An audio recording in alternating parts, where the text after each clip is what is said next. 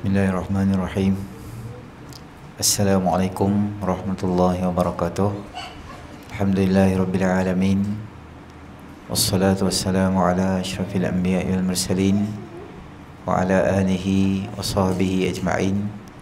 Subhanaka la ilma lana illa ma 'allamtana innaka antal alimul hakim. Rabbi shrah li sadri wa yassir li amri wahlul 'uqdatam min lisani yafqahu qawli, amma ba'd.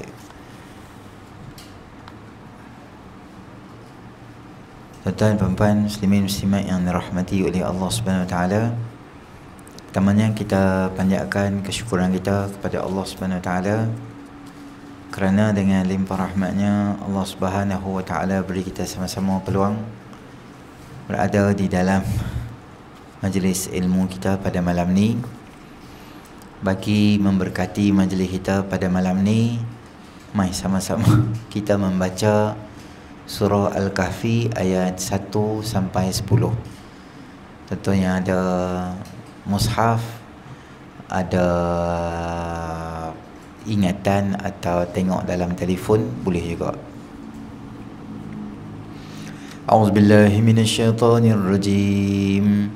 Bismillahirrahmanirrahim. Alhamdulillahilladzi anzala ala 'abdihil kitaba wa lam yaj'al lahu 'iwaja qayyiman liyunzira ba'san shadidan min ladunhu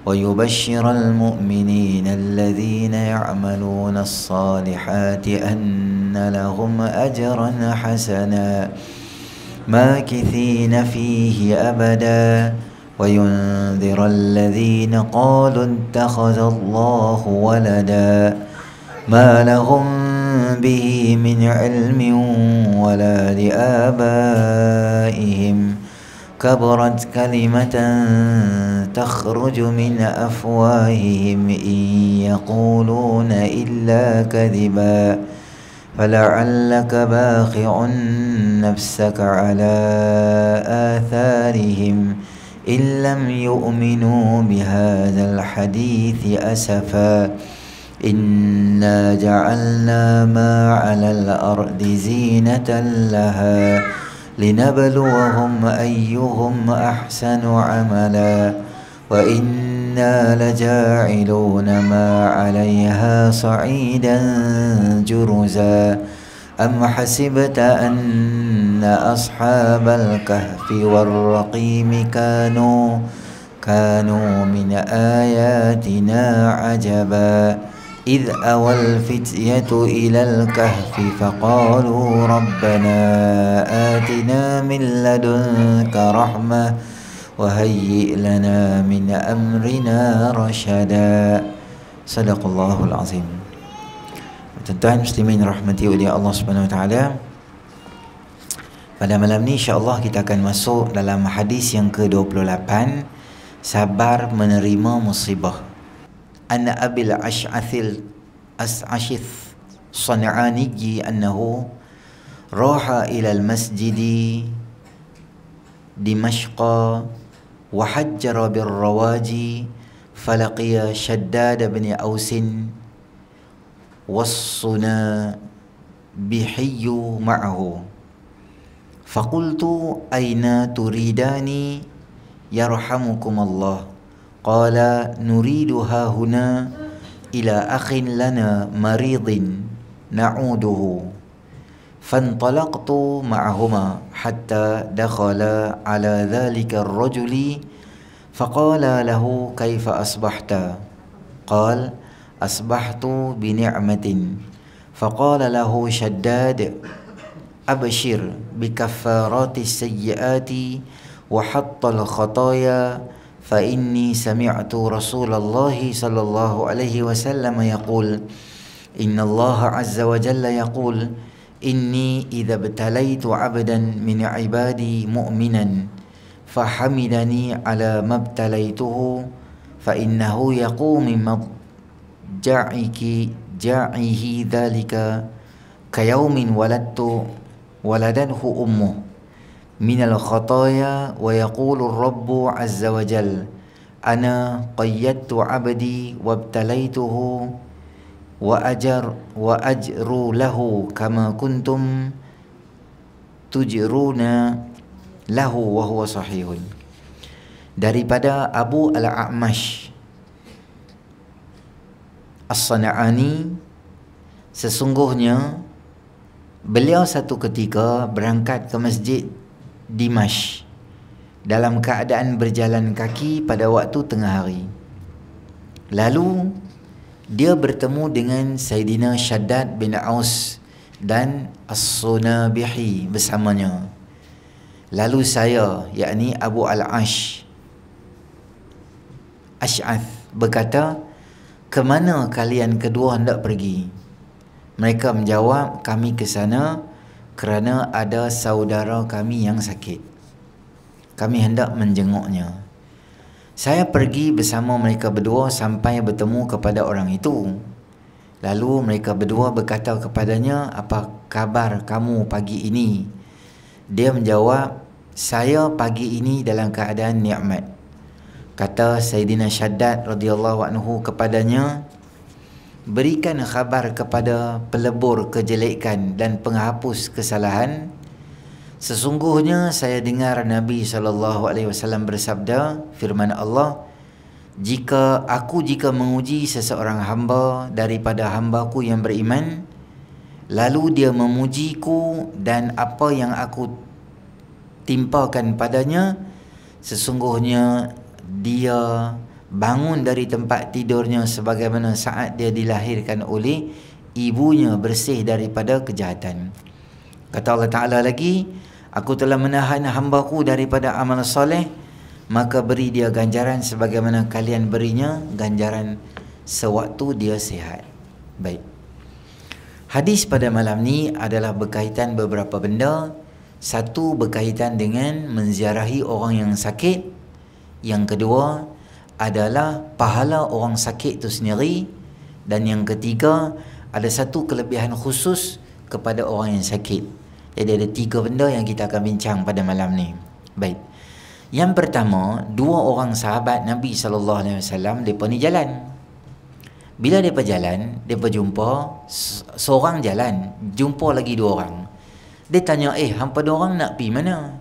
Maka kata daripada orang, "Kami nak pergi ziarah kawan kami sakit." Dia kata, "Jom, kalau macam tu aku pun follow hampa sekali."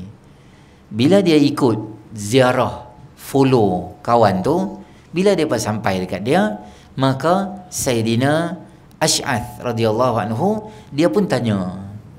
Dia kata, depan sikit boleh? Dia kata, "Hampa pagi-pagi ni macam mana ni? Hang okey ke? Sakit hang ni macam mana?" Dia kata, "Alhamdulillah, aku ni rasa macam Allah bagi nikmat kat aku." Dia tak protes apa, dia macam okey lah, dia kata gitu.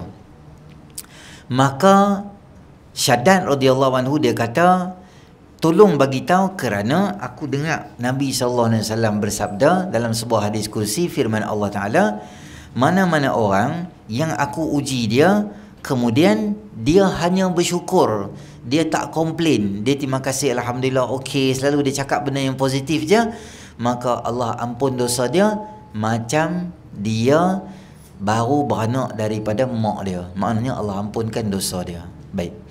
Tuan-tuan, yang pertama dalam hadis ni adalah kelebihan menziarahi orang yang sakit. Jadi bila siapa-siapa di kalangan kita atau rakan-rakan kita yang kita kenal yang dia sakit, maka menjadi satu hak kepada orang Islam kita ziarah dia. Kerana hak orang Islam ke atas orang Islam yang lain ada 6. Antaranya adalah apabila dia sakit kita ziarah dia, apabila dia panggil kenduri kita jemput, kita panggil dia, kita pergi dia. Kalau dia minta nasihat, kita nasihat dia. Kalau dia sakit, kita ziarah dia. Kalau dia meninggal, kita iringi jenazah dia sampai kubur. Ada beberapa hak atas orang Islam ke atas orang Islam yang lain. Dan orang yang menziarahi orang yang sakit ni, banyak kelebihan Allah Subhanahu Wa Taala sedia untuk dia. Antaranya apa dia? Bila kita pergi ziarah orang sakit, baru kita akan terasa nikmat yang sihat Allah bagi kat kita. Kadang-kadang bila kita duk hidup dalam keadaan kita yang biasa, kita tak tahu itu satu nikmat Allah bagi kat kita. Bila kita duduk di kalangan orang yang sakit, baru kita rasa nikmat kesihatan Allah bagi dekat kita. Contoh, kalau kita sihat biasa je, tak ada apa. Tapi kalau ada satu hari kita sakit, contohnya tak boleh pergi tandas, buasir ke, ada batu karang ke, maka ketika itu kita nak pergi buang air kecil pun susah. Setitik air kencing nak keluar, 12 titik air mata keluar. Nak minum air pun takut. Sebab bila minum air nak kena kencing, tapi air nak kena minum juga. Tapi nak kencing jadi sakit pula. Nak buang air besar, macam-macam benda. Bila kita akan syukur nikmat Allah Ta'ala, bila benda tu biasanya dah tak ada pada diri kita. Atau benda tu ada, kita tengok orang yang tak ada benda tu. Orang yang sakit tangan, orang yang sakit kaki, bila kita tengok dia, kita rasa Allahu Akbar. Kita boleh nikmat semayang atas semayang biasa, sujud macam biasa. Tapi ramai kawan-kawan yang ada kadang-kadang jemaah yang mereka ni dalam keadaan, jemaah-jemaah yang main kat kita tu, kadang-kadang mereka dalam keadaan yang sakit. Kalau mereka main dalam keadaan sakit, semayang atas kursi, bila mereka main, maka kita tengok dia, bukan kita marah dia. Kita tengok Allah, Alhamdulillah, Allah bagi kat aku nikmat kesihatan, Allah bagi kat aku. Jadi, bila kita pergi ziarah orang sakit, antara faedahnya adalah mengingatkan nikmat yang Allah bagi dekat kita. Itu yang pertama. Yang kedua, bila kita pergi ziarah orang sakit, itu adalah waktu yang sangat baik kita minta dia doa kat kita. Kerana orang yang sakit ni biasanya hati dia lembut. Orang yang sakit ni biasa hati dia jadi lembut. Sebab apa hati dia lembut? Yalah, dalam keadaan yang sakit, dulu tak ingat kat Allah, sekarang nak jadi ingat kat Allah. Banyak benda baik yang dia duk azam dan cadang nak buat. Lepas aku sihat aku nak buat benda ni, lepas aku sihat aku nak buat benda ni. Bila kita pergi ziarah orang sakit. Tapi tuan-tuan, bila kita pergi ziarah orang sakit, ada beberapa adab-adab kita pergi ziarah orang sakit. Satu, kita pergi hospital. Satu, kita pergi rumah. Kita cerita hospital dulu. Saya sebenarnya suka apabila pihak GH dia sediakan waktu melawat. Walaupun ia satu benda yang menyusahkan kita. Waktu itulah waktu kita kelang kabut. Waktu itulah waktu 12 sampai 2 tu bukan senang nak pergi tengok orang tu dengan parking entah apa-apa. Tapi bagus sebab apa? Sebab ada baiknya. Kerana GH dia buat macam tu, kerana waktu tu orang tu memang dia tak makan ubat apa, dia tak tidur, dia memang duduk untuk tunggu orang main tengok dia, ziarah dia. Habis waktu orang balik. Kalau swasta ni dia bagus tak? Bagus. Senang kita lamai 11.30 boleh pi, 5.30 boleh pi, Gleneagle bila boleh pi, Loh Guan Lai, semua-semualah kita boleh pi bila. Tapi masalahnya adalah tuan-tuan, bila kita pi waktu-waktu yang macam tu, yang senang kita, patient tak senang. Kerana dia baru makan ubat time tu. Dia baru nak lali-lali. Macam tuan-tuan minum ubat batuk lah. Nurse kita ada belakang tu. Boleh tanya. Kalau kita minum ubat batuk, bagusnya dia mengantuk, bagus. Sebab dia untuk hang tidur, hang rehat, baru sakit dia elok. Kawan tu minum ubat batuk lah, segala macam ubat mak neka dalam dunia semua dia minum. Akhirnya, hang sat-sat pergi gerak dia. Ni kami main ni. Ni geng surau main ni, gerak dia pula. Sakit itu baru nak lena, gerak pula. Lena, jadi bengong dia tu. Sakit tak dan sembuh. Maka, kita kalau pergi ziarah hospital, tengok orang tu tidur, tak payah gerak dia. Kalau patient sebelah boleh habaq, kata kami jiran dia main ziarah. Tak apa, letak je sini. Tak ingat nama pun tak apa, nanti kami main lain. Letak balik. Dia tidur, jangan kacau dia. Bukan dia saja tidur, dia memang kena tidur, dia rehat bagus. Untuk ubat tu dia selesa, ada waktu. Bila petang pula lagi, kalau GH pukul apa ada waktu dia bagus. Nombor 2, tuan-tuan, kita kalau pergi ziarah orang sakit, jangan terlalu lama sangat ziarah dia. Baik di rumah baik, di rumah dia baik, atau di hospital lagi sama. Pergi ziarah 5 minit, 10 minit, lama-lama 15 minit kita boleh balik. Melainkan dia kata janganlah balik, duduklah dulu, ceritalah cerita pejabat kat aku apa cerita, bos kita apa cerita. Dia seronok. Kadang-kadang orang sakit ni tuan-tuan, dia psikologinya, bila kita duk hiburkan hati dia jadi seronok, jadi senang nak sembuh. Ada orang kadang-kadang, dia bukan kadang-kadang lah, sakit ni dia bukan ada sakit benda lain. Kadang-kadang stres, Kadang-kadang depres, dia tak boleh nak sembang dengan orang, dia tak boleh luahkan masalah ke orang. Jadi banyak benda yang tersimpan, dia boleh main ke darah tinggi, dia boleh main ke stres, depres, tak mau cakap dengan orang. Semua tu disebabkan hati yang tak tenang. Jadi bila hati dia tenang, dia seronok, dia sembang dengan kita, dia gembira, makanya dia ada harapan psikologinya nak sembuh. Maka jangan terlalu lama. Sampai kalau dia pergi rumah, pergi sembang tu lama sangat, isteri dia nak salin pampers suami dia, hak kawan tak mau balik, duduk di situ main lama sembang, pergi dah sembang tak apa-apa, sembang merepek sampai sembang bil karen rumah ni sebulan berapa. Tu semua dia tak ada benda nak sembang lah, dia duduk merepek sembang gitu. Sampai isteri dia kata, saat ni nak tukar pampers ni, dia pergi duduk di luar lagi, masuk pula sembang. La ilaha illallah. Balik lah, orang lain dah kerja lain kat nak buat kau. Jangan terlalu lama duduk kat rumah orang sihat. Orang sihat pun jangan duduk lama sangat. Melainkan memang kawan kita kenal duduk sembang, tak apalah. Ni tak apa-apa main duduk raya rumah orang daripada pukul 9 sampai pukul 2 tak balik rumah. Kita nak pergi raya rumah orang, tak boleh, dia duduk ada rumah. Jadi gitu. Nombor 2, kita boleh dah bawa makanan nak pergi orang ziarah orang sakit. Boleh. Tapi saya lebih suka tak bawa makanan. Sebab apa? Orang yang sakit, hospital tahu dah makanan apa sesuai untuk dia. Dia ni kencing manis, dia ni darah tinggi, dia ni gula tak boleh banyak, dia ni buah ni dia boleh makan, dia ni buah ni tak boleh makan. Hospital tahu, mereka masak, dia hantar dah, blok ni, sakit ni, bilik ni, katil ni, makan apa, dia tahu. Kawan tu sakit, bawa operation usus, hang bawa dia nasi kandak. Dia minta, dia memanglah minta, dia nak makan macam-macam. Jadi hang duk bawa tak ketahuan apa semua makanan, jangan bawa benda-benda yang kita tak tahu. Buah-buahan pun sama. Ada buah yang sesuai untuk dia ni sakit, ada buah yang tak sesuai dia ni sakit. Dia tu sakit apa kan, bawa pergi temikai. Kejang kaki-kaki mau makan temikai, jadi sejuk. Dia ni sakit apa kan, bawa pergi oren. Bagus oren, tapi ada buah yang sesuai untuk dia tu, okey ke tak okey dia makan oren. Jadi senangnya tuan-tuan bawa pada siapa? Makanan pada orang yang jaga orang sakit tu.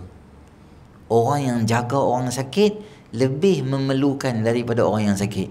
Kerana orang yang sakit tuan-tuan tak risau, doktor ada, hospital ada, klinik, semua mereka boleh cek ubat. Yang penatnya dia tu hak jaga tu. Dia hak jaga tu dengan minyak dia, dengan cuti tanpa gaji dia. Dia ulang alik situ, penginapan. Kalau dia duduk di Sungai Petani, duduk di sini, kena cari pula satu homestay pula, penginapan kat GH tu, kat klinik tu, kat hospital tu. Hari-hari dia nak makan pula, dia bukan boleh tumpang makanan kawan tu. Lalu hang nak makan sup saja kering ke tu. Kita tak lalu.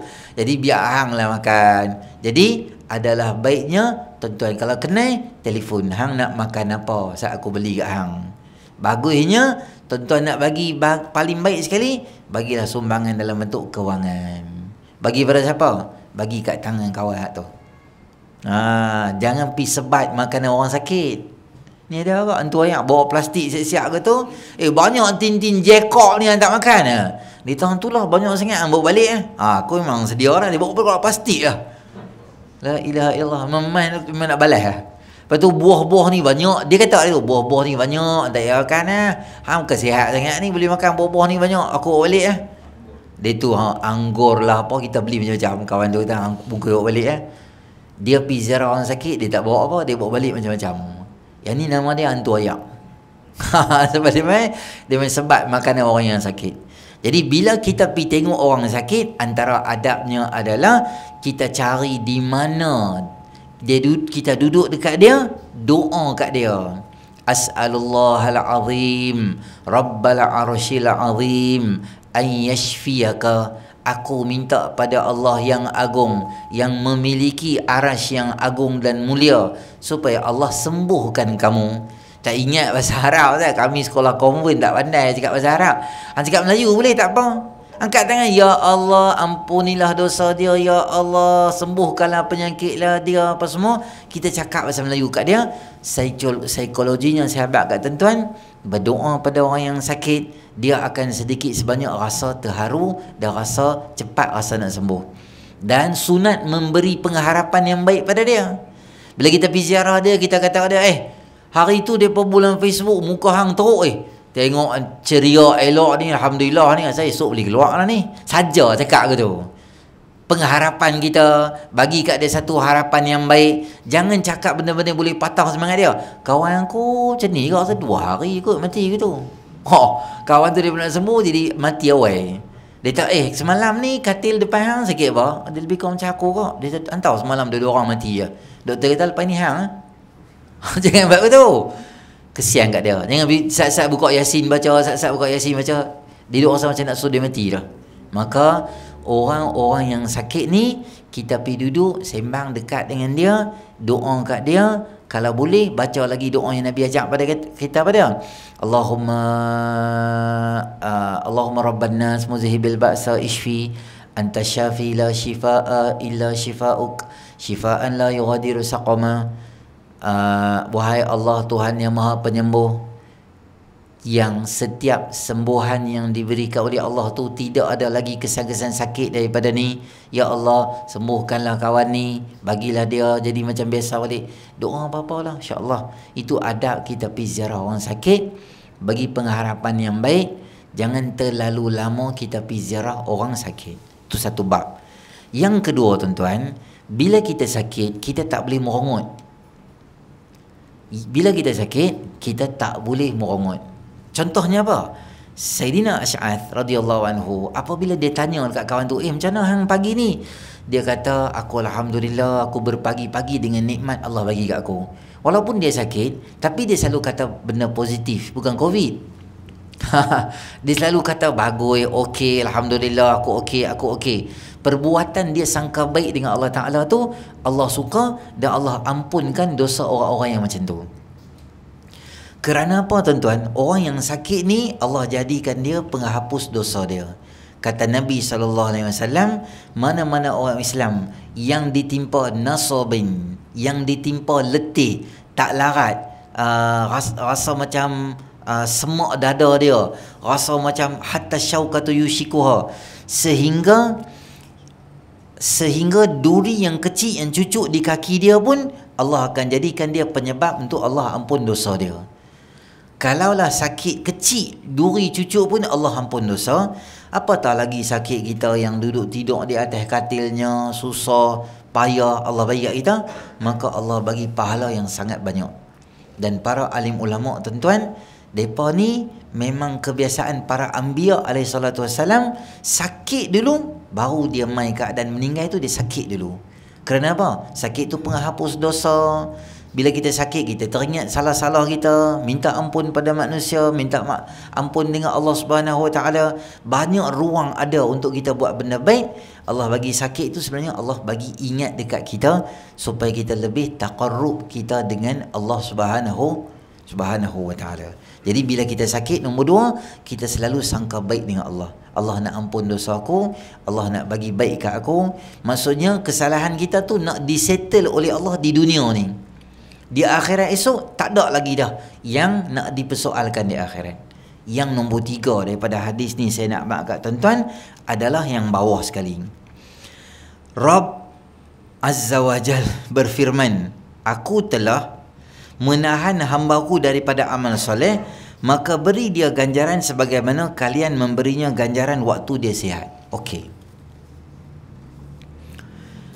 Bila seseorang tu sakit, banyak benda yang dia tak boleh buat macam biasa. Contoh saya beritahu tuan-tuan. Dulu kita boleh baca Quran banyak. Bila kita sakit, kemampuan kita untuk stamina baca Quran banyak tu tak berapa ada. Dulu kita rajin main sembahyang jemaah di surau di masjid, tapi disebabkan kita sakit, kita tak boleh nak selalu main, isu dia. Atau dulu kita zikir banyak, pas sakit ni kita tak apa nak baca Quran apa, sembahyang sunat kita buat banyak, kita tak buat. Maka ada 2 situasi Allah bagi hadiah dekat kita. Satu, situasi orang tu sakit. Satu, situasi orang tu dalam keadaan musafir. Kita ambil musafir sebelum kita cerita sakit ni. Katalah tuan-tuan, pi jalan Kuala Lumpur ke, pi jalan mana-mana. Bila kita dalam perjalanan, banyak benda yang kita tak boleh buat macam biasa. Antaranya apa dia? Kadang-kadang kita nak sembahyang sunat pun tak dan. Kadang-kadang kita rushing ke sana, tak dan baca Quran dan sebagainya. Tapi dia ni memang orang yang selalu jenis baca Quran, ataupun kita qiyamulai selalu duk buat, letih travel, drive seorang-seorang, jam pula kat terowong menora lah, macam-macam semua. Maka kita letih sampai ke Ipoh tu kita tertidur dah, letih tak dan qiyamulai. Jadi semua benda yang kita tak sempat nak buat ketika kita musafir akan diberikan pahala sama seketui yang kita buat masa kita muqiman sahihan. Muqiman ni maksudnya kita tak pergi jalan mana. Kalau kita baca Quran sehari 3 muka surat, kita pergi berjalan kita tak sempat, Allah bagi kat kita pahala seketui macam baca Quran 3 muka surat walaupun tak baca. Allah bagi pahala tahajud kat kita sebab kita selalu buat. Bila kita musafir kita tak sempat nak buat, Allah hadiah kat kita sebab kita selalu buat. Pahala ini akan juga diterima dan diperolehi oleh orang-orang yang sakit. Dulu sakit kita rajin, tak main sakit kita rajin main sembahyang surau. Kita tak boleh nak pergi masjid dah, jauh masjid, surau semua tak boleh main dah. Duduk di rumah, tertidur atas katil. Walaupun hang sembahyang kat rumah seorang, Allah bagi pahala kat hang sama macam hang. Tonton tengok hadis kata apa? Aku telah menahan hamba-Ku daripada amal soleh, maka beri dia ganjaran sebagaimana kalian berinya ganjaran waktu dia sihat. Macam mana dia sihat, hang bagi pahala kat dia, baca Quran banyak mana, sembahyang sunat banyak mana, buat baik banyak mana, semua tu Allah bagi. Tonton tak payah risau, tonton sembahyang atas kursi sakit, insya-Allah. Bukan kita sengaja nak miss call, minta request ke Allah online, kata bagi kita sakit, Allah yang bagi. Kita sembahyang juga sekadar kemampuan kita, insya-Allah Allah bagi pahala atas niat kita yang baik. Nak terus sembahyang juga Allah bagi. Kita baca Quran tapi suara tak apa ada, mata pun tak apa elok dah, baca pun tak apa betul. Dulu boleh baca banyak juzuk, Allah bagi pahala kat kita. Sebab Allah Tuhan Maha Pengasih, Maha Penyayang. Syarat dia masa hang sihat, hang rajin kena buat benda tu. Jangan masa sakit baru nak cari sejadah, masa sakit baru nak buka YouTube tengok sembahyang tu apa, tahiyat akhir baca macam mana. Tak ada kerja. Bila? Masa sihat ni lah. Apa kita boleh buat, kita ulun. Sakit yang risau. Kerana apa? Kerana orang yang sakit, Allah bagi kat dia pahala sama macam mana yang dia tak sakit, Allah bagi pahala kat dia berlambak-lambak kat dia. Dan orang sakit ni sahabat tuan, dia sangat sensitif. Kita kena jaga perasaan dia. Terutama orang sembahyang atas kursi, jangan cakap dengan dia, hang ni sembahyang atas kursi apa, orang sembahyang hang tak sah, sujud kena kat bawah. Sebab apa duk haru orang sujud sembahyang kat bawah? Dia tak boleh sujud, betul dia sembahyang atas kursi. Kalau boleh dia takkan sujud sembahyang atas kursi. Cakap elok-elok dengan dia, kursi hang ni jangan bawa macam ni, orang kacau macam ni. Cakap elok-elok dengan dia. Haji, saya rasa kalau Haji bergerak belakang sikit, dia memudahkan kami untuk sembahyang. Kalau Haji bawa sini rasa macam payah sikit lah. Okey kita. Tuan-tuan cakap dengan orang elok-elok, dia boleh terima. Kerana orang sakit ni dia sensitif. Tambah mak kita, ayah kita sakit, kita duduk telefon dengan abang long kita, dengan kak ngah kita, hang lah ambil mak. Ni ayah duduk dengan aku 2 minggu dah. Minggu ni kami nak pergi berjalan pula. Amai ambil lah. Ayah dia ada kat situ. Jangan cakap macam tu dengan depan orang sakit gitu. Kerana dia punya tahap sensitivity dia sangat tinggi. Dia akan rasa aku ni menyemak anak rumah anak-anak aku. Aku ni kalau boleh aku mati lagi bagus. Dia timbang perasaan gitu. Bukan salah dia. Kadang-kadang kita tak jaga sensitivity orang yang sakit. Tapi kelebihan orang yang sakit ni, Allah bagi kat dia pahala yang berlambak-lambak sama macam mana dalam keadaan dia sihat. Jadi ini 3 benda besar yang Nabi SAW ajak pada kita dalam hadis tadi tu. Tuan-tuan tengok muka surat 88, ada beberapa adab tambahan yang mungkin kita terlepas. Kita tengok. Yang pertama, niat ziarah itu mendapat keredaan Allah Ta'ala. Kita pergi ziarah orang sakit, kita ingat di hati kita nak dapat keredaan Allah. Bukan kita nak bawa balik limau lebih atau tin Jacob lebih, itu bukan niat kita. Yang kedua, tidak menziarahi pesakit terlalu lama. Nombor 2, tuan-tuan nak ziarah siapa jangan terlalu lama. Ziarah alim ulama, jangan terlalu lama ziarah dia. Dia ada banyak tugasan dia nak kena buat. Kalau boleh, waktu yang sangat-sangat tak boleh nak pergi ziarah alim ulama ni bila? Waktu dekat-dekat dia nak pergi ceramah ke, kuliah ke, dia ada kelas ke, di pondok ke, time tu jangan ziarah dia. Sebab orang nak pergi mengajar, dia kena buat ulang kaji dulu. Kita pergi duduk sembang dia terlalu lama, dia ada banyak benda nak buat. Jangan terlalu lama. duduk 5 minit, 10 minit, minta nasihat pada dia, okey bangkit, belah gitu je. Kerana itu lebih baik bila kita adab, kita ziarah para alim ulama. Melainkan ulama tu kata duduk, aku ada cakap benda nak cakap dengan apa penting, tu lain. Menjari sakit pada waktu sesuai. Saya abang tadi itulah, jangan 3 pagi mentang-mentang balik kerja malam terus pergi ziarah kawan tu. Kawan tu nak tidur gerak dia. Tak sesuai. Waktu yang dilarang adalah waktu lepas Zuhur dan waktu lepas Isyak. Larangan kedua-dua waktu ini adalah disebabkan waktu tersebut adalah waktu berehat. Yang kedua adalah yang keempat adalah menjaga pandangan.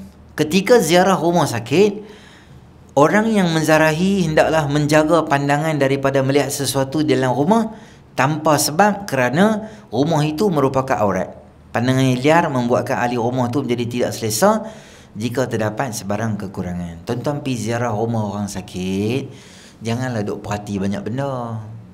Sebab rumah orang sakit ni taklah terurus macam mana rumah kita yang biasa. Kadang-kadang pampers dia, kadang-kadang barang-barang keperluan harian dia ada kat situ. Lebih kuranglah kadang tersusun, kadang tak tersusun. Kita pergi ziarah dia, jangan pergi cerita kat orang. Hantar dia, suami dia sakit, isteri dia pemalas balok liat, rumah punya kotor macam apa, cerita kat orang. Dia kalau jaga suami dia, hang tak payahlah duk cerita benda tu. Hang pi bantu mudahkan dia. Hang keluar pada rumah, hang butakan mata hang. Maksudnya tak nampak apa lah. Tak payah cerita. Rumah ni memang macam tu. Rumah hang orang sihat pun semua. Kalau rumah hang semua orang sihat pun semua, ambil cerita rumah orang sakit buat apa? Jangan. Dan kita doakan pada para pesakit. Doa dia macam tadilah. Allahumma rabban nas izhibil ba'sa ishfi anta syafi la shifaa illa shifauk shifaan la yughadiru saqama. Untung tuan-tuan ada kitab. Siapa ada handset, tangkap gambar doa ni. Tangkap gambar doa, tak ingat bahasa Arab, baca dalam bahasa Melayu pun boleh juga. Okey, tuan-tuan, saya nak cerita sikit habis kitab kita malam ni. Sekarang saya nak bagi tahu sikit tuan-tuan beberapa isu berkaitan dengan sekarang ni adalah bulan Rejab. Sekarang ni bulan apa? Bulan Rejab. Bulan Rejab ni dia termasuk dalam yang kita sebut sebagai bulan Rejab ni kita sebut sebagai bulan haram. Bulan haram ini adalah 4 bulan. Nama dia Zulqa'dah, Zulhijjah, Muharram. Bulan 11, bulan 12, bulan 1. 3 berturut-turut. Zulqa'dah, Zulhijjah, Muharram. Satu lagi dia jauh sikit, nama dia Rejab. Bulan haram ini adalah syariat atau benda yang dah ada di zaman sebelum Islam lagi. Zaman jahiliah dia kenal dah bulan haram. Dia ada benda di zaman jahiliah ada, bila mai Islam, Islam buang benda tu, Islam tak mau. Ada zaman jahiliah tak boleh, zaman Islam boleh. Ada zaman jahiliah diambil masuk tapi diedit dan di-adjust sikit. Saya bagi beberapa contoh kat tuan-tuan. Dulu zaman jahiliah boleh kahwin adik perempuan dalam masa yang sama, kakak ipar kita boleh kahwin jadi isteri kedua kita. Kita menikah dengan adik dalam masa yang sama, boleh menikah dengan kakak dan boleh menikah dengan, maksudnya adik-beradik kita kahwin. Kakak ipar atau adik ipar jadi isteri kedua kita. Bila mai Islam, Allah Ta'ala sebut wa an tajma'u bainal ukhtaini illa ma qad salaf. Kecuali apa yang kamu himpunkan dua orang adik-beradik ni, perempuan ni dalam satu masa, tak boleh juga. Kecuali dulu masa zaman jahiliah hampa buat, bila mai Islam kena pilih nak kakak ke nak adik. Dalam masa yang sama tak boleh menikah dua-dua. Itu syariat menikah kakak ipar dengan adik ipar. Dulu boleh, Islam mai tak boleh. Ada benda tak boleh tapi boleh. Apa dia? Dulu zaman jahiliah boleh anak angkat ni dia macam anak kita sendiri. Anak angkat dia sama level dengan anak kita. Bila Islam Islam tukar. Tak, anak angkat bukan anak kita. Anak angkat adalah seorang budak yang kita ambil, kita jaga dia. Dia berbeza dengan anak susuan. Anak angkat ni kita dah besar, kita ambil dia, kita jaga dia. Jadi dia punya hak tak sama macam anak kita yang betul. Dari segi harta pewarisan, dari segi wali, nikah dan sebagainya, banyak benda kita tak boleh buat. Maka Islam dia ubah syariat ni. Melalui siapa? Melalui kisah Sayyidina Zaid radhiyallahu anhu. Sayyidina Zaid anak angkat Nabi SAW. Dia dipanggil Zaid ibnu Muhammad. Zaid bin Muhammad, Zaid bin Muhammad. Sehingga turun surah Ahzab ayat yang kelima, kata Allah Ta'ala, ud'uuhum li'abaihim huwa aqsatu indallah. Panggil mereka dengan nama bapa mereka, itu lebih adil di sisi Allah. Bila turun, Nabi tak panggil dah bin dengan Muhammad sallallahu alaihi wasallam. Sayyidina Zaid, anak angkat Nabi, menikah dengan satu orang perempuan yang mulia yang nama dia Sayyidatina Zainab. Kemudian usia perkahwinan mereka ni tak lama. Dia tak apa matching mereka dua ni. Tak apa okey lah rumah tangga. Sayyidina Zaid mai Rasulullah, kami tak boleh pi lah dua orang, kami tak boleh pi. Akhirnya berpisah dua orang ni. Ketika berpisah daripada orang, maka datang syariat Islam yang baru apa dia? Kata Allah Ta'ala, falamma qada Zaidun minha wataran zawwajnakaha. Apabila telah selesai tempoh iddah isterinya dengan Zaid, maka kami kahwinkan kamu dengan Sayyidatina Zaid, dengan Zainab. Anak angkat tak boleh. Maknanya Sayyidatina Zainab ni dia adalah menantu angkat Nabi SAW. Tetapi kemudian dinaikkan martabat jadi Ummul Mukminin. Naik jadi apa? Daripada menantu, kemudian dia jadi isteri. Dia jadi mak orang beriman, jadi isteri Nabi SAW. Dulu zaman jahiliah benda ni pelik. Tu anak hang, tu menantu hang, nikah macam mana dengan menantu hang? Tak, kata Allah Subhanahu Wa Taala, itu bukan isu menantu. Itu aku nak ubah syariat. Dia anak angkat, dia bukan anak kita yang biasa. Maka Islam ajak pada kita, anak angkat zaman dulu, anak angkat macam anak sendiri. Tapi bila mai Islam, anak angkat bukan anak kita. Tuan-tuan yang ada binti anak angkat dengan anak nama dia sendiri, tolong pi pejabat pendaftaran, tolong pi mana nama dia ialah angkat sumpah, pi ubah nama belakang tu. Memanggil anak angkat dengan anak sendiri satu kesalahan di dalam syarak. Tak boleh binti, sebab itu ada unsur penipuan. Dia bukan anak kita. Nanti tentu akan susah masa bila? Tentu akan susah ketika dia nak kahwin nanti. Sebab ada bapa mai jumpa saya, dia kata saya nak pergi Australia, anak saya nak kahwin. Saya kata awak. Dia kata saya tak mau jadi wali dia. Dia anak angkat saya tak boleh jadi wali dia. Saya tak tahu bapa dia pergi mana.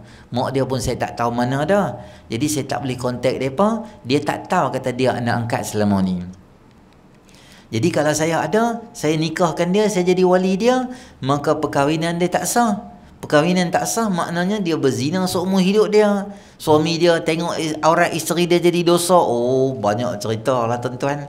Kalau kita tak ada khabar, suami isteri naik kereta, naik motor, aksiden, meninggal, anak kita dia tak tahu sampai sudah kata dia anak angkat, meninggal pula, harta warisan kita pergi bagi kat dia sama macam level anak kita, faraid dan sebagainya, dia rawit banyak benda lah tuan-tuan.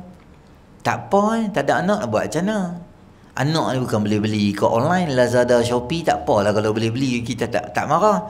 Allah bagi, tak bagi tak apa. Kita ambil anak angkat, beritahu kat dia. Dia membesar dalam keadaan dia mengerti, dia faham, tak apa, tak ada masalah. Dulu mak tak ada anak, kami ambil hang, jaga. Tak apa boleh. Kata ulama, kita anak angkat, mak kita jaga kat kita, kita doa kat dia, Allahumma ghfirli zunubi wali walidayya, mak bapak aku. Walaupun dia bukan mak bapak kita betul, hasil juga pahala ganjaran kebaikan kita doa mak bapak. Dia macam mak kita, dia belah kita pada kecil dan sebagainya. Itu syariat yang kita kata dulu tak boleh, zaman Islam dia boleh. Nombor 3, Dulu ada, diedit sikit-sikit, ditarik masuk dalam Islam. Apa dia? Nama dia adalah bulan-bulan haram. Bulan haram ni, tuan-tuan, bulan haram ni zaman dulu ada dah. Sebab apa daripada bulan haram? Saya beritahu tuan-tuan. Zulqa'dah, Zulhijjah, Muharram. Zulhijjah ni haji. Depa suka buat haji ke? Tapi haji tak pakai baju, tak pakai seluar. Haji bogey nama dia. Haji depa lah. Haji Arab Jahiliah. Nombor 2, haji depa bersiul, tepuk tangan. Depa merepek depa tu. Tapi haji ni orang ramai mai. Daripada Yaman, daripada Syam semua mai. Ramai tang ni manusia, berlambak-lambak manusia. Jadi bila orang ramai, depa buka peluang niaga. Pemuka Quraisy ni dia jahiliah ni, dia jahiliah kok akidah ya. Kok jaga negara dia pandai. Dia tak bagi harga telur ni, harga ayam ni, contoh. Dia tak bagi ni, dia pandai jaga negara-negara semua. Dia bengong kok akidah ya. Sebab tu nama jahiliah. Dia pandai cari income. Hampa main berniaga, okey, sewa tapak, apa semua, cukai, dia balas tau ni. Jadi orang akan main di sini, nak main berniaga. Jadi bulan Zulqa'dah ni, mereka on the way duk main. Masa tu, bila bulan haram, tak boleh lawan, tak boleh berkelahi, tak boleh fight, tak boleh perang. Kira bertuh bau pun, jeling ya. Nanti 2 bulan lagi baru aku terjang. Postpone terjang tu. Sebab bulan haram daripada set di otak, tak boleh perang, tak boleh rompak, tak boleh curi, tak boleh apa. Jadi mereka bawa barangan dagangan, bawa duit pecah. Sebulan ni perjalanan orang duk mai. Siapa tak akan kacau mereka? Mereka mai bulan yang tengah ni pula, Zulhijjah, berniaga, cari income semua duit dah. Bawa balik duit pula. Ni bulan Muharram ni bawa balik duit, barang niaga tak habis, bungkus apa semua bawa balik. Sepanjang sebulan perjalanan dia semua selamat. Sebab apa? Sebab bulan yang ketiga ni adalah bulan mereka balik. Maka 3 bulan yang awal ni, maka orang Arab jahiliah ketika itu dia ambil berat.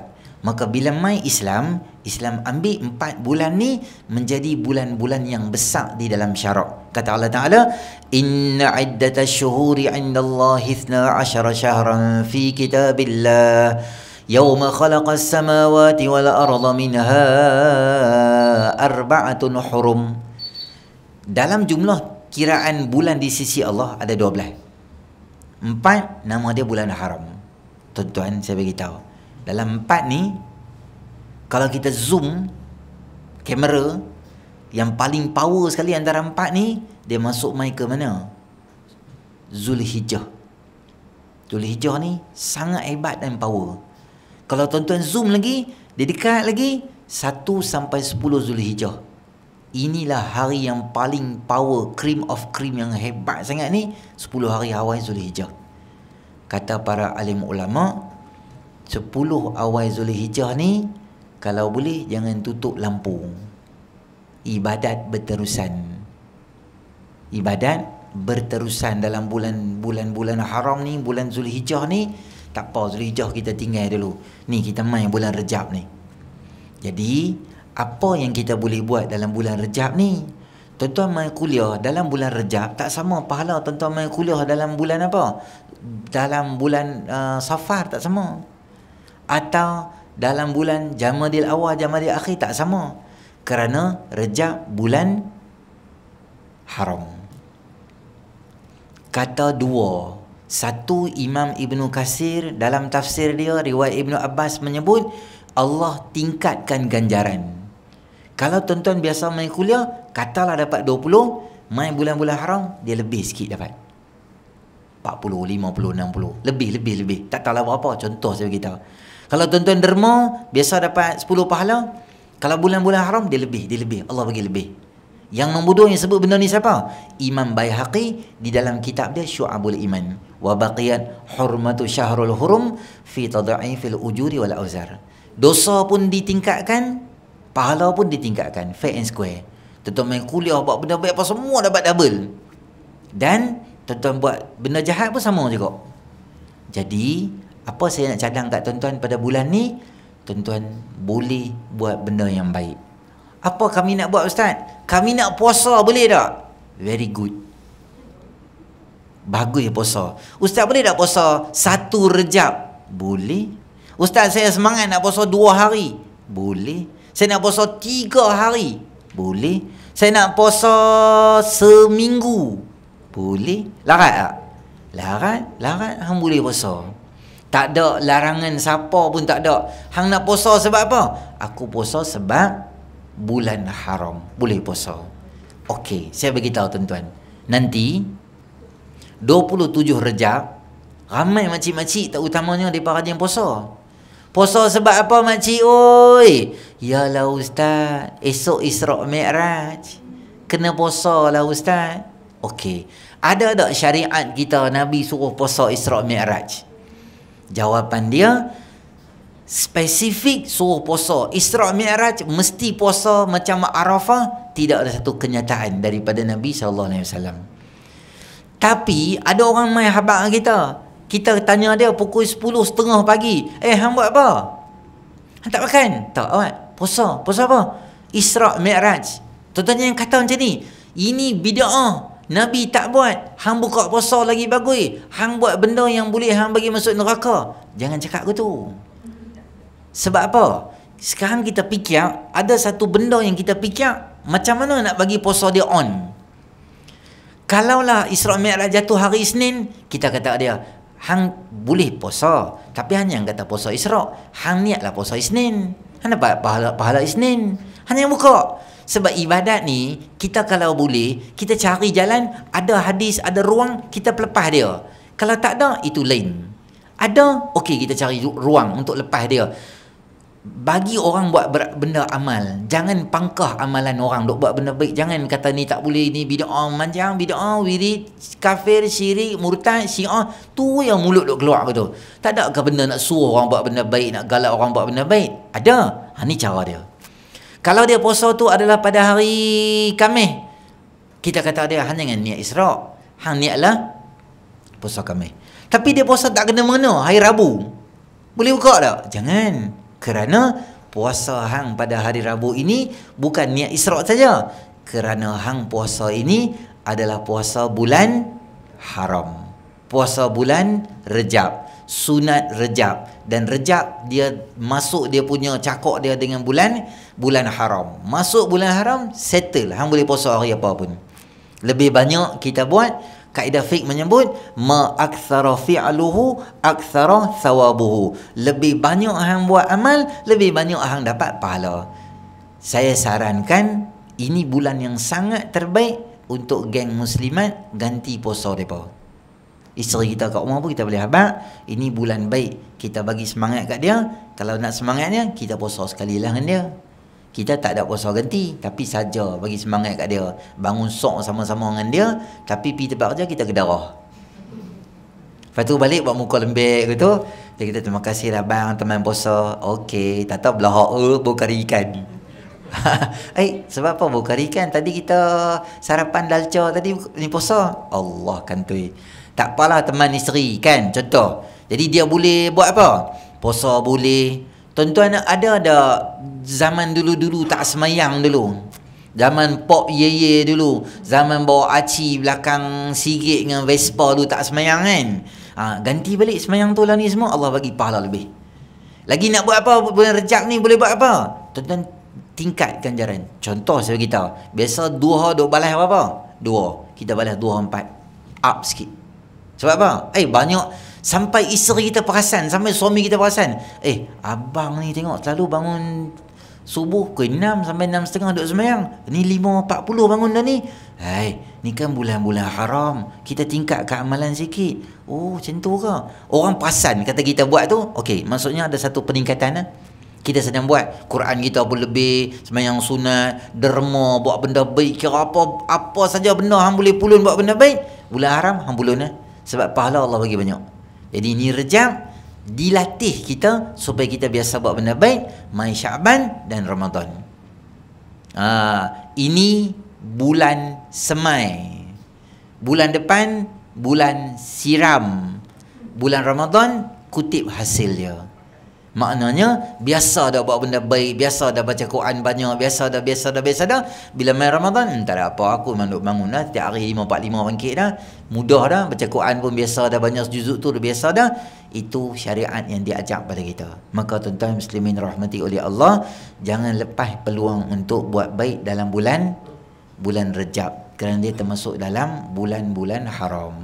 Ada peristiwa besar nama dia Isra' dan Mi'raj. Nanti kita akan buat 6 hari bulan 3 di surau kita. Kita akan buat Isra' dan Mi'raj ceramah bersama Al-Fadhil Ustaz Manis akan main nanti insya-Allah. Kita ada minggu depan Ustaz Yusuf Yaakob dan Ustaz Suhaizi. Masih dalam bulan Rejab. Tuan-tuan nak buat kenuri ke, tuan-tuan nak buat makan-makan ke. Saya ingat nak buat makan lah Ustaz. Okey, boleh, bagus. Banyak orang makan, Allah bagi pahala berlambak-lambak dekat kita sempena bulan Rejab. Okey, nanti bulan depan insya-Allah kita akan tengok mereka yang menerima pembalasan hudud ni. Nanti kita akan jumpa pula insya-Allah. Baca surah Al-Mulk, rukuk dan sujud dan sebagainya. Okey, tuan-tuan ada soalan sebelum kita nak tangguhkan kuliah kita pada malam ni? A'udzubillahi minasyaitonir rajim. Bismillahirrahmanirrahim. Alhamdulillahirabbil alamin. Wassalatu wassalamu ala asyrafil anbiya'i wal mursalin wa ala rasulil ajma'in. Allahumma anfa'na bima 'allamtana wa 'allimna ma yanfa'una wa zidna ilma. Rabbana atina fid dunya hasanah wa fil akhirati hasanah wa qina adzabannar. Sallallahu ala sayyidina Muhammadin nabiyil ummi wa ala rasulih. Alhamdulillahirabbil alamin. Assalamualaikum warahmatullahi wabarakatuh.